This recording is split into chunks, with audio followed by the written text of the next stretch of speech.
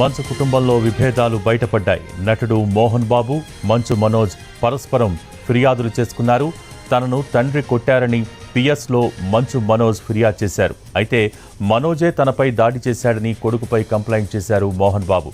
School ఆస్తుల వ్యవహారంలో పరస్పరం దాడులు చేసుకున్నట్టు సమాచారం. గాయాలతో పిఎస్కు వచ్చి ఫిర్యాదు చేశారు మంచు మనోజ్. తనతో పాటు తన భార్యపై కూడా దాడి చేశారని ఆరోపించారాయన.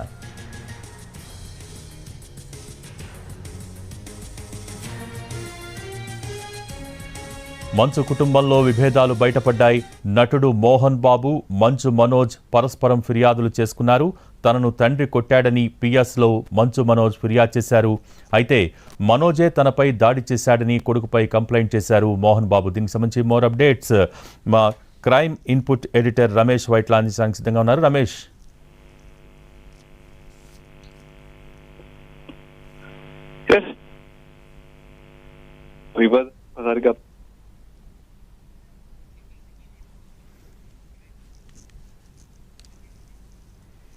మంచు కుటుంబంలో విభేదాలు బయటపడ్డాయి. నటుడు మోహన్ బాబు, మంచు మనోజ్ పరస్పరం ఫిర్యాదులు చేసుకున్నారు.